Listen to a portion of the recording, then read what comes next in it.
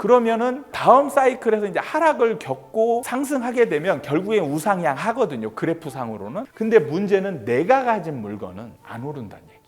그게 함정이에요. 안녕하세요. 아파트 사이클 연구소 이현철입니다. 반갑습니다. 당사자 입장에서 얘기하는 것과 약간 떨어져 있는 전문가 입장에서 얘기하는 게 완전히 다른 개념으로 다가오기 때문에 저는 우상향을 좀 무시해라 라는 식으로 얘기를 합니다. 사실 전문가들은 그래프만 보고 그냥 우상향하는 그래프가 그려지기 때문에 이제 그렇게 보면 되는데, 당사자 입장에서는 우상향을 기대하고 지금 같은 경우 이제 적극적으로 매수를 하게 되면 이제 어떤 상황이 벌어지냐면 굉장히 오랜 기간 하락을 해야 돼요. 근데 그 많은 사람들이 좀 쉽게 얘기하는 거를 그 하락을 짧게 얘기하거든요. 그러니까 주식 같은 경우는 사실 하락이 굉장히 길지 않게 나타나는 경향들이 많잖아요. 그래서 조금 그 적당한 시점에 매수를 해서 하락하는 것도 그냥 견뎌라, 이런 개념으로 이제 주식 투자를 얘기를 하는데, 부동산은 특히 우리나라 부동산은 그렇지가 않아요. 굉장히 오랜 기간 하락하고 오랜 기간 상승하는 이 경향을 보이거든요. 그래서 하락을 하게 되면 일단 한 7, 8년 이상 하락을 해요. 7, 8년 이상을 하락하기 때문에 이 기간을 대부분이 못 버텨요. 가능하면 우상향이라는 걸 믿지 말고 하락을 피할 수 있으면 피하라, 이렇게 말씀을 드리는 게 이제 첫 번째고요. 두 번째 이유는 뭐냐면, 예를 들면 이번 상승장에서 보면 굉장히 이제 오랜 기간 올랐잖아요. 2014년부터 지금 이제 2021년 정도까지 이제 한 8년 가까이 상승을 했는데, 문제는 이 체감이 달라요. 체감이. 우상향할 때 함정이 뭐냐면 이 평균치의 함정이라는 게 있어요. 평균치의 함정. 그래프는 우상향을 해요. 근데 이 안에 덜 오른 게 있어요. 굉장히 덜 오른 게 있고 많이 올라가는 게 있어요. 그러면은 내가 어떤 거를 보유하고 있느냐에 따라서 상대적으로 느끼는 감정이 완전히 다르다는 거예요. 자, 10집이 있어요. 10집이 있는데 내가 산 주택은 5천만 원이 올랐는데 9집이 5억이 올랐어요. 기분이 좋을까요? 나쁠까요? 그 잃은 것과 같은 거예요. 사실 이 개념을 중요하게 생각해야 돼요. 그러니까 절대적으로 보면 올랐지만 상대적으로 덜 올라서 상대적 박탈감을 느끼는 주택들이 있어요. 이게 나타날 때 이제 굉장히 힘들어 하거든요. 그러니까 냉정하게 얘기하면 무주택자 같은 경우는 손해보지 않아요. 무주택자가 손해볼 일이 없어요. 떨어지는 게 없으니까. 정말 이번 상승장에서 정말 힘들어 했잖아요. 특히 20대, 30대들이 너무 힘들어 했어요. 그게 왜 그러냐면 상대적 박탈감이라는 이 개념 때문에 그런 거예요. 특히 이번 시장 같은 경우는 대형과 소형에서 어떤 게 많이 올랐죠? 소형이 월등히 많이 올랐습니다. 대형은 굉장히 오랜 기간 소외됐었어요. 안 올랐었습니다. 거의. 지금까지 소형이 인기가 좋았었기 때문에 소형에 이제 국한된 매수가 이루어질 수 있어요. 그런데 문제는요, 다음 사이클에서 지금부터 이제 하락을 하게 되고 한참 한 7, 8년 하락을 하고 그 다음에 올라갈 때 어떤 게 올라가냐, 그 전 사이클에서 굉장히 인기 많았던 평형대 있죠. 그게 소외가 되고 그때 인기 없었던 게 다음의 사이클에서는 인기가 많아지게 돼요. 한 3, 4년부터 미리 예견을 했어요. 다음 사이클에서는 반드시 대형이 인기가 좋아질 거다. 그러면 이 영상에 댓글에 어떤 댓글이 달리는지 아세요? 미친놈. 헛소리 하지 마라. 지금 시대가 어느 시대인데 1인 가구, 2인 가구 시대가 지금 주인데 어떻게 대형이 인기가 좋냐. 근데 지금 서서히 바뀌고 있죠. 지금 벌써 이제 대형들이 희소 가치가 나타나면서 이제 부자 동네 위주로 대형들이 많이 올라가는 상황들이 벌어지고 있어요. 그러니까 주거 개념으로 접근하면 이거를 이해할 수 없어요. 근데 나중에 보면요, 신기한 게, 제가 또 이것도 예언을 할게요. 주거 개념으로 이거를 납득시킬 만한 이유가 생겨요. 예를 들면 대형 평형이 인기가 좋아진다. 큰 걸, 사람들이 이제 큰 거를 선호할 만한 이유들, 주거 개념으로. 그래서 한때 막 생겼던 게 캥거루족. 헬리콥터족 이런 거 있죠. 큰 집이 인기가 좋아지는 이유를 설명할 방법이 없잖아요. 그러니까 사람들이 이제 큰 집은 사람들이 많이 살아야 돼. 그러니까 뭐냐? 캥거루족, 헬리콥터족들이 늘어나고 있어서. 그 다음에 코로나로 인해서 재택근무를 하니까 이제 일할 공간이 필요하다. 이런 이제 그럴듯한 이유들이 생겨나는 거죠. 그래서 2007년 이전에는 여러분들이 생각하기 어렵게 대형 평형들이 엄청 인기가 좋았어요. 그때는 50평대, 60평대, 70평대가 더 인기가 좋았어요. 그리고 심지어 그 안에 살던 사람들이 대식구였냐? 아니에요. 2명 살고 3명 살고 이랬어요. 그러다 보니까 새로 짓는 아파트를 뭐를 짓느냐? 대형 평형 위주로 지었어요. 그때 당시. 왜? 그걸 지어야 잘 팔리니까. 소형을 지으면 안 팔렸어요. 그러니까 건설사는 내가 파는 이 아파트가 앞으로 가격이 올라가냐 내려가냐 중요하지 않아요. 지금 잘 팔리는 게 중요한 거죠. 그래서 항상 그 시기에 인기 있던 거를 집중적으로 계속 분양을 하게 되거든요. 그래서 2007년 이전에는 대형 평형이 굉장히 인기가 좋았기 때문에 그때 당시에는 대형 평형 위주로만 계속 지었어요. 공급 과잉이 돼서 어느 순간부터 이제 꺾이기 시작하면 그때부터 소형이 희소 가치가 생겨서 소형이 인기가 좋게 됩니다. 그래서 이번 사이클에 소형이 인기가 좋았는데 이번 사이클도 똑같아요. 어떤 상황이 벌어졌냐면 신축으로 신규로 분양하는 것들 있잖아요. 모든 아파트가 거의 다 중소형에 국한돼서 분양을 했어요. 40평대 이상 아파트를 찾아볼 수가 없습니다. 지금 아마 주변에 있는 새 아파트들을 한번 눈여겨보세요. 40평대가 있는지. 40평대가 거의 없어요. 2007년 한 10년 넘은 것들은요. 대형 평형들이 많아요. 그때는 대형 평형이 인기가 좋았기 때문에. 근데 10년 안에 입주한 것들, 최근에 입주한 것들은 대부분 다 중소형 평형대라는 얘기예요.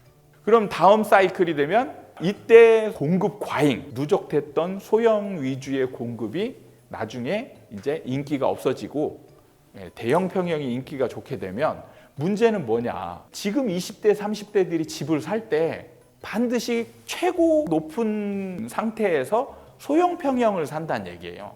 그러면은 다음 사이클에서 이제 하락을 겪고 상승하게 되면 결국엔 우상향 하거든요. 그래프상으로는.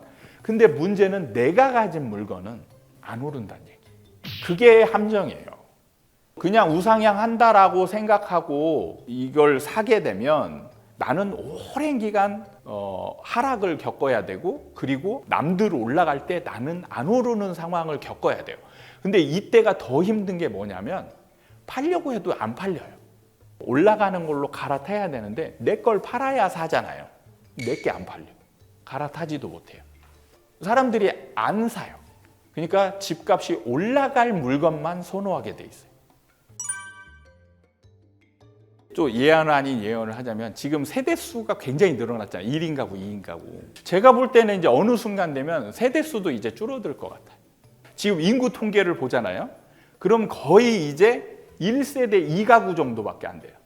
그 정도로 세대 분리가 많이 됐습니다. 지금 인구는 줄고 있는데 세대수는 늘어나는 상황이 벌어졌어요. 이제 노인분들은 이제 많이 늘어났으니까 이제는 서서히 돌아가실 거 아니에요. 돌아가시면서 이제 줄어들 거고, 자, 그러면 이게 누적되면, 자, 여기서부터 이제 결혼하는 세대를 생길 거 아니에요. 그럼 여기서부터 더 이상 증가하지 않는 시점이 생기는 거죠. 왜냐하면 여 밑에는 계속 줄고 있잖아요. 그럼 이 밑에가 20대로 올라오는 속도는 더디게 가는데, 자, 20대, 30대들이 혼자 사는 인구들이 많이 늘어났어요. 그럼 결혼을 할 거 아니에요, 이제. 결혼을 하고 애도 낳고. 그럼 이런 세대들이 이제 늘어난다는 얘기죠. 그러니까 세대수가 증가하는 것도 한계가 있다는 거예요. 인구 구조 안에서의 정점이 있다는 얘기죠. 무작정 늘어나는 것만 아니죠. 왜냐하면 무작정 늘어나려면 1가구당 1세대만 살아야 되는 거죠. 그럼 부부가 같이 살 수 없는 거예요. 지금은 어떤 집은 3인 가구, 4인 가구도 살고 있잖아요. 그럼 이게 이제 늘어나는 게 한계가 있다.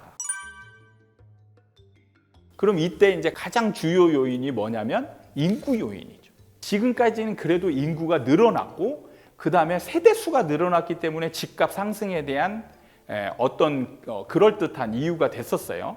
그럼 지금부터는 이제 인구가 줄어들고 있어요. 그래도 지금까지는 세대수가 늘어나고 있다는 걸로 버텨왔어요. 그럼 어느 순간부터는 이제 세대 수도 줄어들 거예요. 그러면 이때 하락하고 시장이 하락하고 있다. 그러면 이제는 상승한다는 얘기를 아마 쉽게 하지 못할 거예요. 지금 이제 금리 높아졌죠. 그다음에 인구 줄고 있죠. 실제로 이제 인구가 줄고 있어요. 진짜 우리나라 전체 인구가 5,200만에서 이제 점점 가파르게 지금 줄고 있는 중입니다. 그런 다음에 세대 수도 줄고 있어요. 그다음에 이제 유동성 풀렸던 게 이제 끝났죠. 거의 돈 풀렸던 게 지금 돈을 회수하고 있는 중입니다. 지금 여러 가지 요인들이 이제 하락으로 몰리고 있어요. 그래서 이제 시장만 하락하게 되면 모든 게 갖춰지는 거예요. 그래서 지금 서서히 시장이 지금 하락으로 가고 있는 중이죠. 미리 사는 것보다 일단은 자, 여기서 어떤 대응을 하는 게 가장 좋냐. 사실 오랜 기간 떨어진다라고 얘기했잖아요. 7, 8년 이상. 그러면 떨어질 걸 어느 정도 예상을 한다라면 굳이 떨어지는 걸 내가 겪을 필요 없잖아요. 자, 우리나라에서 가장 좋은 임차 제도가 뭐가 있냐면 전세라는 제도가 있어요. 근데 전세라는 제도는 냉정하게 따져보면 이 집을 빌려주는 사람, 임대인 입장에서는 손해보는 제도예요. 임차인 입장에서는 집값이 떨어질 때 전세로 들어가게 되면 절대 손해보지 않습니다. 10억짜리 집이 있어요. 10억짜리 집이 있는데 지금 전세가 5억이에요. 그럼 만약에 10억짜리 집을 샀어요. 10억짜리 집을 샀는데 얘가 40% 떨어져. 6억이 될 거 아니에요? 그럼 이 사람은 지금 4억이라는 돈을 손해본 거죠. 예, 근데 만약에 이 집에 임차로 5억에 들어갔어요. 그러면은 이 집은 5억 그대로 있거든요. 손해보지 않아요. 우리나라 사람들은 적절하게 집값이 떨어질 때는 전세로 옮기고자 시도를 많이 하게 되고 이 집값 떨어지는 걸 회피하려고 노력을 많이 하게 됩니다. 그래서 경험 있는 사람들은 생각보다 일찍 팔아버려요. 집들을. 팔아버리고 주거의 포지션을 바꾸게 됩니다. 전세로. 손해보지 않으니까. 떨어지는 기간이 길고 어느 정도 예상이 된다라면 회피하는 게 나은 거죠. 이거는 무조건 알아야 돼요. 부동산에 관심이 있으려면 무조건 알아야 됩니다. 우리나라의 부동산 시장, 특히 매매 시장은 두 개로 크게 나눠져 있습니다. 일반 아파트, 일종의 중고 시장이에요. 매물을 내놓습니다. 부동산에다가 내 거 팔아줘 이렇게 해서 의뢰를 하면 이게 이제 매물로 나오는 일종의 공급이에요. 그 다음에 건설사가 새로 지어서 팔려고 하는 시장이 따로 있어요.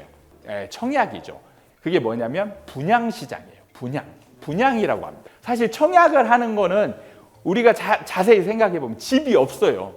아파트가 없는 겁니다. 그냥 빈 땅에다가 모델하우스라고 해서 이렇게 모형도를 갖다 놓은 큰 건물 하나 지어놓고 구경 와라 해가지고 이 집 구경시켜 준 다음에 어떤 거 살래 이렇게 이제 하는 거예요. 집을 짓기도 전에 일종의 그림인 상태로 파는 거죠. 분양과 입주는 시간차가 3년이라는 시간이 생겨요. 그런데 자, 중요한 거는 건설사가 파는 거는 청약 때 파는 거예요. 이게 바로 새 아파트의 공급이라고 얘기를 해요. 공급입니다. 근데 다른 전문가들은 이게 공급이라고 전혀 얘기를 하지 않아요. 중요한 거는 시장에서 파는 행위가 공급인 거예요. 그래서 제가 허니버터칩 얘기를 비유를 많이 하는데 허니버터칩 사태는 겪어보셨잖아요. 허니버터칩이 어느 날 갑자기 인기가 좋아졌어요. 그래서 사람들이 이 과자를 별로 좋아하지 않는데 막 사러 갔어요. 줄을 서서 기다리고 밤새 온라인에 막 클릭질하고 이러면서 막 샀단 말이에요. 근데 어느 순간부터 그 많은 사람들이 수요가 갑자기 없어졌잖아요. 그게 비슷한 거예요. 비슷한 거. 그러니까 이 수요가 언제든지 쪼그라들 수 있다는 걸 여러분들은 인지하고 있어야 돼요. 가격이 올라간다는 얘기는 수요 공급으로 봤을 때 이게 공급이 부족하다는 얘기거든요. 그러면은 실제로 정상적인 수요가 있는데 실제로 부족한 건지 아니면 공급은 충분한데 수요가 굉장히 많이 늘어나서 부족한 건지 그리고 이 늘어난 수요가 줄어들 여지는 있는 건지 이런 거를 냉정하게 살펴봐야 되는데 많은 전문가들이 그런 얘기를 하지 않고 이렇게 늘어난 수요를 고정으로 보는 거예요. 그러면 항상 공급 부족입니다. 항상. 근데 문제는요. 어느 순간에 갑자기 초과 공급이 온다는 얘기. 지금 이제 그 지방에 하락하는 도시들이 있어요. 특히 대구, 세종이나 이런 데들은 지금 초과 공급 얘기가 나와요. 근데 이게 서서히 진행되는 게 아니고 갑자기 초과 공급 얘기가 나와요. 왜 그러냐?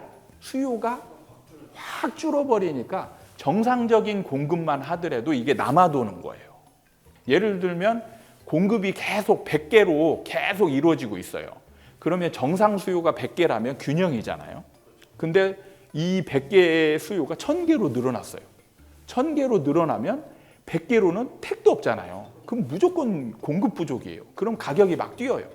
막 어느 순간 뛰다가 이제 사람들이 이제 안 사야 되겠다 라고 생각하는 순간 이 1000개의 수요가 10이 되는 거예요. 10이 되면 공급이 월등하게 많아지는 거죠. 이게 되는 거예요. 공급은 사실 1, 2년 사이에 널뛰게 할 수가 없고 그렇죠. 수요는 널뛰게 할 수가 있고 네, 맞습니다. 그거를 잘 이해하셔야 돼요. 특히 젊은 분들은 경제학이라는 거를 잘 많이 배웠잖아요. 일반 소비재의 수요 공급 곡선과 부동산의 투자재에 관한 수요 공급 곡선은 약간 다르다라는 걸 좀 인지를 해야 돼요. 그래서 수요는 언제든지 쪼그라들 수 있다. 우리가 이제 비트코인 관심 많잖아요. 자, 2017년에 폭등을 했다가 뚝 떨어졌어요. 떨어질 때 왜 떨어진지 아세요?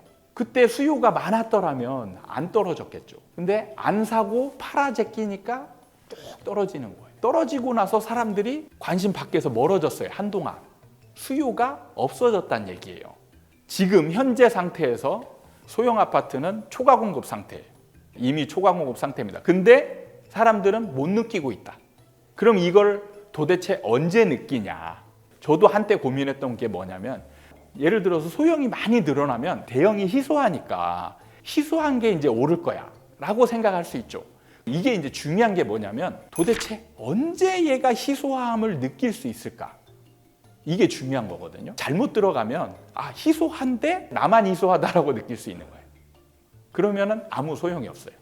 모든 사람들이 희소하다라고 느낄 때 비로소 올라가는 거예요. 그 시점이 잡기가 어렵습니다. 어려워요. 근데 우리나라 부동산에는 있어요. 그게 뭐냐면 하락을 겪어야 돼요. 자, 우리나라는 매매가와 전세가의 이 갭 차이를 두고 사람들이 매매를 할 거냐 말 거냐 기준으로 삼는 경우가 되게 많아요. 그래서 전세가율이라는 게 되게 중요한데 집값이 올라갈 때 매매가 상승률은 굉장히 크고 전세가 상승률은 약간 더디기 때문에 상승장이 이제 길게 진행되잖아요. 그러면 매매가와 전세가 갭이 이렇게 벌어져요. 그리고 이게 떨어질 때는 줄어들어요. 그러니까 그 전세가는 탄력성이 약하다라고 보면 돼요. 탄력성이 약해서 완만하게 움직이고 매매가는 탄력성이 강해서 그래프의 기울기가 급한 거죠. 그래서 빨리 올라갔다가 떨어질 때도 빨리 떨어져요. 자, 여기서 중요한 건 이제 소형, 대형을 나눠보면 소형은 많이 올랐어요, 매매가가. 그리고 대형은 매매가가 덜 올랐습니다. 그런 상태에서 전세가율을 비교해보면 소형의 전세가율이 낮습니다. 갭이 많이 벌어졌다는 얘기죠. 왜냐하면 더 많이 올랐으니까. 더 많이 올랐으니까 갭이 많이 벌어졌고 대형은 상대적으로 이 갭이 작아요. 그러면 떨어질 때 이 갭이 큰 곳이 많이 떨어지게 돼요. 이 전세가가 하방 지지선 역할을 하거든요. 그래서 이 전세가 근처에 올 때까지 떨어져요. 그럼 많이 떨어지겠죠. 많이 떨어지고 덜 오른 건 덜 떨어져요. 이때 상황을 보면 떨어지는 7년 기간 동안에 소형은 계속 7년 동안 떨어져요. 근데 대형은 한 3, 4년 떨어지다가 올라가게 돼요. 반등을 하게 됩니다. 전세가를 만나서 빨리 전세가와 같이 올라가게 돼요. 그리고 이 시장에서 또 무슨 상황이 벌어지냐면 분양시장에서 이제 획기적인 변화가 생겨요. 뭐냐면 안 팔리는 물건이 생기게 돼요. 지금 이제 서울 수도권에서 안 팔리는 분양이 생기기 시작하고 있어요. 혹시 분양에 청약에 관심이 있는 분들은 지금 이제 좀 느낄 수 있는데 경기도 외곽이나 뭐 예를 들면 송도 같은 데서 경쟁률이 굉장히 낮아졌어요. 그게 뭐냐면 수요가 지금 줄어들고 있다는 얘기예요. 수요가 줄어들어서 이제 분양 시장에서 미분양이 생기기 시작할 거예요. 앞으로. 이 미분양이 생기는 게 일반 아파트 시장으로 굉장히 큰 영향을 주게 돼요. 나이키 요즘 그 한정판 운동화 인기 좋은 거 아시죠? 한정판 운동화 시장이 중고 시장의 인기가 엄청 좋아요. 예를 들어서 나이키 한정판 운동화 공급을 해요. 그러면 어떻게 하죠? 우리가 줄을 쓰죠. 줄 서서 막 사가지고 중간에 팔면 얼마만큼 내가 차익을 남기고 팔 수가 있잖아요. 자, 만약에 나이키가 이 가격을 올려버려요. 시세 차익이 생기니까 줄 섰는데 얘를 올려버려. 얘가 시세 차익이 없게 만들었어요. 그리고 양을 좀 늘렸어요. 그럼 어떻게 될까요? 확 식게 되죠. 얘는 이제 사는 사람이 없겠죠. 그리고 문제는 여기 시장이 어떻게 될까요? 한정판이고 잘 팔리니까 이 중고 시장이 더 활기를 띠는 거거든요. 근데 얘가 그 활기를 잃어가기 시작하면 얘도 덩달아 활기를 잃어가게 돼 있어요. 아파트 시장도 똑같습니다. 아파트 시장도 분양 시장이 인기가 엄청 좋다가 미분양이 생기고 안 팔리기 시작하잖아요. 그러면 덩달아 일반 아파트 시장도 같이 죽어버려요. 그래서 얘네가 같이 움직이기 시작해요. 미분양이 생기면 얘가 가격이 떨어지고요. 얘가 떨어지니까 얘가 더 안 팔리죠. 얘가 더 안 팔려서 얘가 미분양이 더 많이 누적이 돼요. 더 많이 누적이 되면서 얘가 더 떨어지고 이런 식으로 이렇게 끌어내리는 역할을 하게 돼요. 서로 영향을 주면서. 그래서 이 시장 두 개가 나란히 있는 게 되게 중요한 거예요. 거의 나이키 시장하고 똑같아요. 자, 이쪽이 올라가면 이게 상대적으로 싸게 되죠. 신규로 하는 게. 그래서 얘가 인기가 좋아져요. 인기가 좋아져서 얘가 프리미엄이 붙게 되죠. 이 가격만큼. 그러면 얘가 인기가 좋아지죠. 그럼 더 사람들이 일로 몰리게 돼요. 그러면 이쪽도 인기가 좋아져서 얘가 또 올라가고. 이게 서로 올라갈 때는 시너지 작용을 내는 거예요. 서로. 비트코인, 그 나이키 한정판 운동화, 집. 이게 공통적인 게 있습니다. 그게 뭐냐면 원래 수요의 목적대로 사지 않고 오로지 시세 차익의 목적으로만 사용하는 수요가 생기는 이 시장이 바로 투기 시장이에요. 운동화인데 신는 용도로 한정판 사는 사람은 아마 아무도 없을 거예요. 그 다음에 비트코인도 원래 화폐 기능입니다. 근데 지금 화폐 기능으로 사는 사람 아무도 없을 거예요. 오로지 시세 차익 용도입니다. 지금 똑같아요. 집도 주거 기능이 있는데 시세 차익용으로 사서 필요하면 내가 주거를 해결하는 거죠. 어차피 샀으니까. 그렇게 용도가 바뀌게 됩니다. 이런 행위는 언제 일어나냐? 시장이 과열됐을 때만 일어나요. 정상적인 상황에서는 일어나지 않아요. 이 공통점이 있어요. 그래서 이 수요의 목적을 정확하게 파악할 줄 아셔야 돼요. 그래서 이런 수요의 특징은 뭐냐면 언제든지 폭발적으로 늘어날 수 있고 언제든지 제로에 가깝게 없어질 수도 있다는 거예요.